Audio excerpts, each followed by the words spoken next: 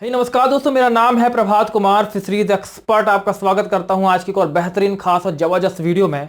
और दोस्तों, आज के इस वीडियो में मैं आज आपके साथ में एक बहुत ही महत्वपूर्ण प्रश्न का उत्तर देने वाला हूं। पिछली वीडियो में मैंने कहा था ना, यदि आपको कोई सवाल है आपका, मुझे फेसबुक में सवाल पूछिए, इनबॉक्स करिए, मुझे मैसेज करिए फेसबुक में, वहां से मैं सवाल पिक करता हूं ना। वैसे ही फेसबुक से मैंने एक सवाल पिक किया है, जो कि मैंने तालाब में 10,000 बच्चे डाले और बच्चे मुझे मिले 3 से 4, मछलियां मिली 3 से 4 हजार। तो ये जो 6,000 बच्चे हैं, 6, 6.5, 7 हजार जो बच्चे थे, वो कहां चले गए?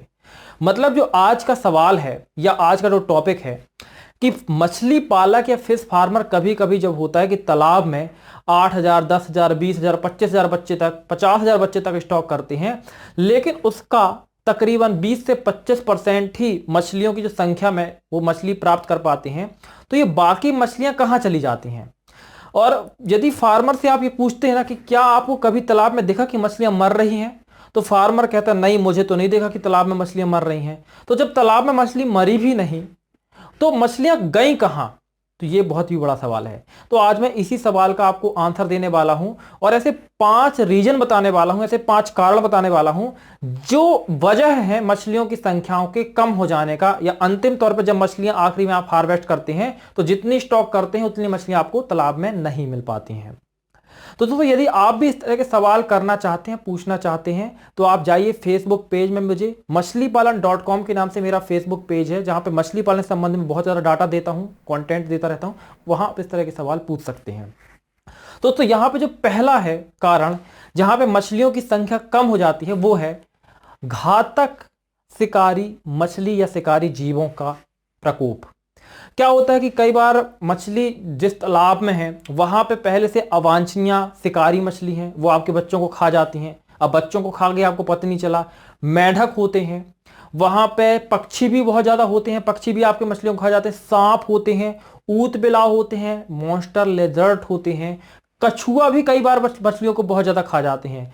तो अगर इस तरह के जीव आपके तालाब के इर्द गिर्द हैं, तो ये एक बड़ी मात्रा में आपके जो बच्चे आपने तालाब में स्टॉक किए हैं उनको खा जाते हैं, और इसलिए अंत में आपके तालाब में जब उत्पादन निकलता है तो उतना उत्पादन नहीं निकलता जितना आपने स्टॉक किया है।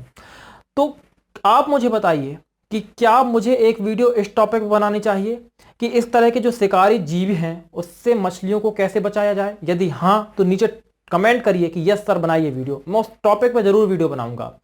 तो दोस्तों, पहला रीजन तो ये हो गया। तो सबसे पहले यदि आप इनको सेव कर ले इस तरह के जीवों से, तो मछलियों के कम होने की एक वजह तो आप कम कर देते हैं। दूसरा कारण होता है चोरी होना। अब जैसे मान लीजिए आपका घर दूर है और तालाब दूर है, तो आपने तालाब में तो बच्चे स्टॉक कर दिए। अब आप जब घर आ गए तो आपको पता ही नहीं कि तालाब में क्या हो रहा है। तो 2 तरह से चोरियां होती हैं। पहले तो हो सकता है कि आसपास की जो कम्युनिटीज है वहां पर रह रही है, लोग रह रहे हैं, जिस तरह के लोग रह रहे हैं वो मछली खा रहे हों, और यदि वो मछली खाते हैं तो वो आपकी मछली के तालाब से मछली चोरी करके ले जाते हों और मछली को खाते रहते हो, मतलब वो चोरी कर लेते हो। दूसरा यहाँ पे वो होता है कि आपका एक बड़ा वेल डेवलप्ड फिश फार्म है और वहां पे आप मछली पालन कर रहे हैं, लेकिन आप वहां पे बीच बीच में हफ्ते में 2, 3, 4 दिन ही जाते हैं, बाकी कम से कम हफ्ते में 3, 4 दिन तक आप वहां नहीं जा पाते हैं। तो ऐसे में कोई ना कोई आप वहां पे वॉचमैन या चौकीदार जरूर रखते होंगे या मैनेजर रखते होंगे जो आपकी पूरे फार्म का मैनेजमेंट करता है। हो सकता है कि वो मैनेजर और वो वॉचमैन ही मछलियों को निकाल के और उनको बाजार में बेच देता हो। अब आपको तो हर बार, क्योंकि आप गिन नहीं पाते होंगे कि तालाब के अंदर कितनी मछलियां हैं और आपको पता नहीं चलता। आपको पता कब चलता है? जब साल का आखिरी में आप हार्वेस्ट करते हैं, और तब वॉचमैन ये कह देगा पता नहीं साहब, मुझे कैसे क्या बता दूं, मुझे पता ही नहीं मछलियां कम कैसे हो गई, जबकि वो भी एक कारण होता है। तो चोरी भी एक वजह है मछलियों की संख्या का कम हो जाना। इसके अलावा कुछ मामलों में मत्स्य प्रजाति पे भी ये संख्या कम होना निर्भर करता है, खासकर मागुर, या फिर मैं कैटफिश का यहां पे एग्जांपल लूंगा। क्या होता है, जैसे मागुर मछली जो होती है ना, बहुत ही घातक मछली होती है। इसमें क्या होता है कि अगर एक मछली को समय से खाना ना मिला, तो यहां पे वजह क्या है? सही ढंग से फीड उपलब्ध कराना, या सही मात्रा और सही समय में फीड उपलब्ध कराना। मान लीजिए मछली भूखी है, उसे फीड नहीं मिल रहा है, तो क्या होता है, एक मछली दूसरी मछली को खाना शुरू कर देती है, मछली ही मछली को खाना शुरू कर देती है। तो ऐसे में क्या होती है, आपको पता नहीं चलता कि अंदर तालाब के क्या चल रहा है। आपको तो लग रहा है कि मैंने सारी मछलियों को एक साथ पाला है, सारी मछलियां एक साथ बड़ी हो रही, लेकिन तालाब के अंदर एक मछली को दूसरी मछली खा जाती है। तो ये भी एक वजह होती है, जहां पे यदि आप प्रॉपर तरीके से फीडिंग ना कराएं कैटफिश जैसी मछलियों को, तो भी आपके तालाब में मछलियों की संख्या कम होती चली जाती है। यहां पे जो तीसरा कारण है वो है ग्रेडिंग ना कराना। बहुत सारी, लगभग सारी जितनी कैटफिश होती हैं, कैटफिश लगभग सारी, उनमें ग्रेडिंग कराना अनिवार्य होता है। ग्रेडिंग की फ्रिक्वेंसी मछली के स्पीसीज के ऊपर निर्भर करती है। अगर आपने ग्रेडिंग नहीं कराए तो इन मछलियों की जैसे मागुर मछली ही हो गई या पंगास मछली हो गई, इनमें खासियत क्या होती है कि कुछ मछलियां बहुत तेजी से बढ़ जाती हैं। मतलब कुछ मछलियां हो सकता है 100 ग्राम की हो गई, आपने सारी मछलियां 10 से 20 ग्राम की डाली, लेकिन एक ही समय अंतराल में कुछ मछलियां 100-200 ग्राम की हो गई, कुछ मछलियां 50-40-60 ग्राम की ही रह गई। ऐसे में क्या होता है, जो बड़ी मछलियां होती हैं वो छोटी मछलियों को खाने नहीं देती हैं और छोटी मछलियां धीरे धीरे मर जाती हैं। जब छोटी मछलियां मर जाती हैं तो बड़ी मछलियां उन मछलियों को खा जाती हैं। तो ये भी एक वजह होती है कि जब आप तालाब में ग्रेडिंग नहीं कराते हैं तो जो मछलियां बड़ी हो जाती हैं वो छोटी मछलियों को खा जाती हैं। तो ये भी एक कारण है कि तालाब में ग्रेडिंग का ना होना। यहां पे दोस्तों एक चौथा कारण, पांचवा कारण माफ करिए, वो है मछली की आदत। क्या होता है, मछली की जो बेसिक नेचर होता है किसी भी मछली का, वो होता है धारा के विपरीत तैरना। कभी भी आप नदियों में देखेंगे कि यदि मान लो पानी ऊपर से नीचे की तरफ बह के जा रहा है तो मछली हमेशा ऊपर की तरफ तैरेगी। उसी तरीके से कुछ मछलियां ऐसी होती हैं, मगूर का ही एग्जांपल ले लूं, ये बहुत ज्यादा पानी में उल्टी दिशा में भागती है।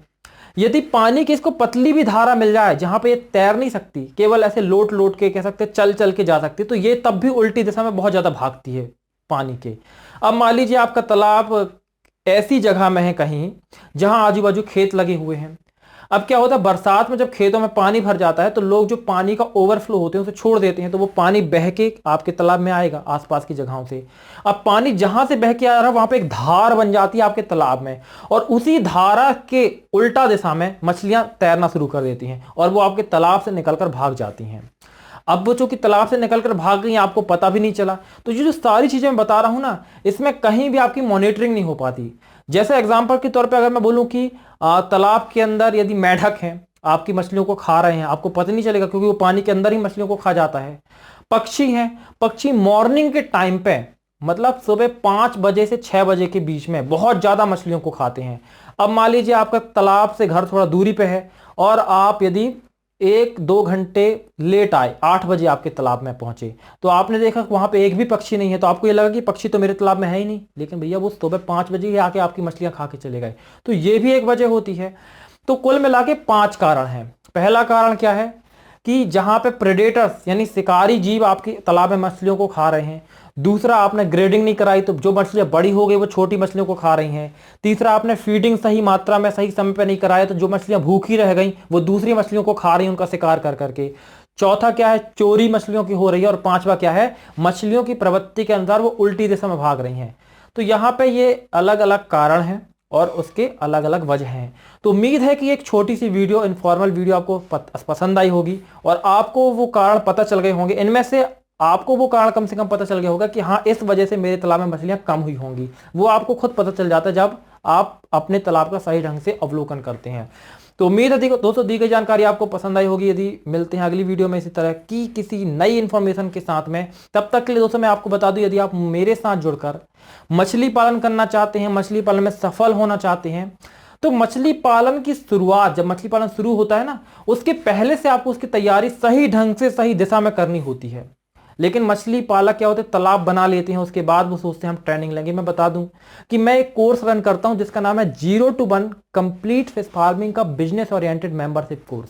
इसमें मैं सिखाता हूं कि मछली पालन कैसे करना है, मछली पालन यदि आप करना सीख लिया तो उसे बिजनेस में कैसे बदलना है, और जब ये पूरी प्रक्रिया आप मछली पालन की कर रहे होंगे तब यदि कोई समस्या आती है तो वहां पे मैं 1 to 1 सपोर्ट भी देता हूं। यानी कभी भी समस्या आने पे आप मुझे कॉल करके अपनी समस्याओं का समाधान प्राप्त कर सकते हैं। तो जो कंप्लीट पैकेज है इसे नाम दिया गया है 0 to 1। यदि आप ज्वाइन करना चाहते हैं तो हमारे व्हाट्सएप नंबर 8815756881 पर संपर्क कर लीजिए। वहां पे हमारे सेल्स एग्जीक्यूटिव इस कोर्स को ज्वाइन करने में आपकी मदद करेंगे। साथ ही यदि आपका कोई ऐसा सवाल है जिस पर चाहते हैं कि आप नई वीडियो बने, आप उसे जाके फेसबुक पे जरूर कमेंट करिए या वहां पे आप इनबॉक्स करिए, मैं उस पर वीडियो बनाने की कोशिश करूंगा। मिलता हूं तो अगली वीडियो में, तब तक के लिए जय हिंद, जय भारत, वंदे मातरम।